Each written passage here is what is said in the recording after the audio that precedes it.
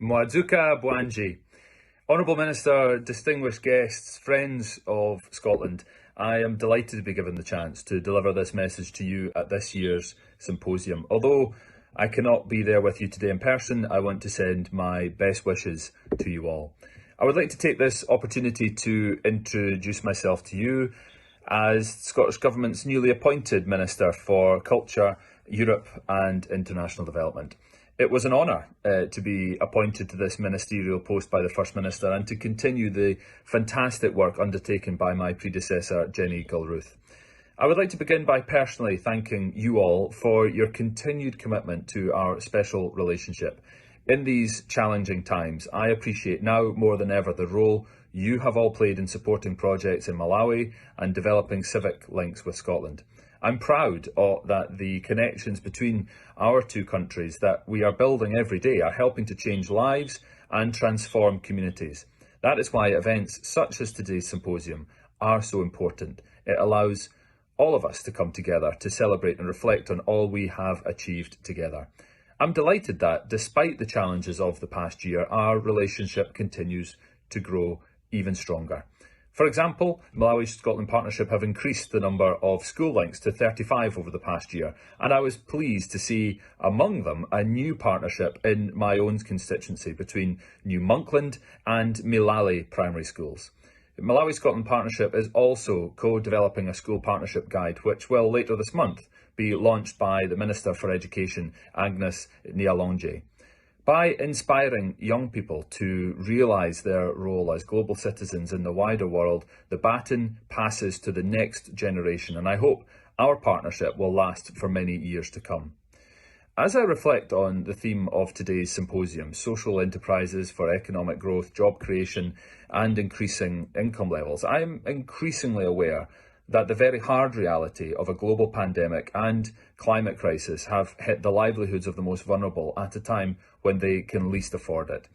It is in these testing times that our partnerships must and do convert into practical support. I was really sad, deeply saddened, to hear about the tragic loss of life and the substantial damage to people's homes and livelihoods in the wake of Storm Anna. As was the wider Scottish Government, the First Minister wrote to the President of Malawi, offering her sincere condolences and that of the people of Scotland. In terms of contributing to the Government of Malawi's own response, I then allocated additional funding, £400,000 of support to the Red Cross at the request of the Government of Malawi to align with their disaster response plan. This will go some way to meeting the immediate needs of families affected by the disaster. Longer term, this funding shall support communities to rebuild their livelihoods and help to improve resilience against future disasters. At the same time, I am all too aware that Malawians and Scots alike continue to face enormous challenges in living with and emerging from the pandemic. That is why I recently announced £1.5 million of funding for UNICEF across our African partner countries.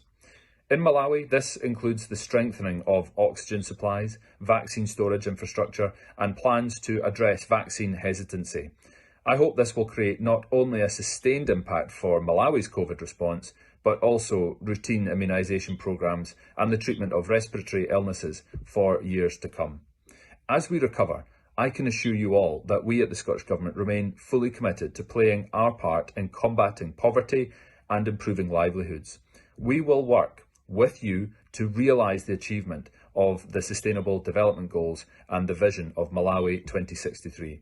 One such project is the Tools and Training for Livelihood project. Rural Malawians with disabilities are amongst the poorest and most vulnerable within society.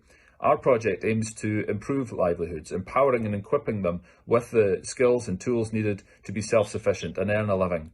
For example, Gilbert, at age 8, suffered from cerebral malaria, which left him deaf. Thanks to the project, Gilbert completed training in March 2020 and was given a carpentry toolkit and business startup materials, and now Gilbert's earnings have increased fivefold to 25,000 kwacha. He has bought new bicycles, goats, and is constructing his own house. I was also pleased to hear that Gilbert is to be married this year. Congratulations. In addition, we also support the Crops Project, which works to improve the livelihoods of more than 6,000 rural farmers. Working with 4 value addition centres, the project has improved the value chains of a range of crops. One of these farmers is Matilda, who, thanks to the project, has been given training and supplies to start a biofertiliser business. Not only has the business provided her with an income source, this winter, thanks to the fertiliser, Matilda harvested 21 bags of maize, where she previously produced only 6. This has enabled her to be self-reliant, and she now has adequate food and cash to support her family. So in concluding, I want to wish you all a successful and productive symposium.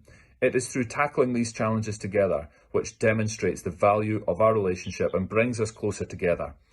It is my earnest wish that our relationship will continue to deepen in the months and years ahead, and I look forward to working with you all. Zikomo Kwambiri.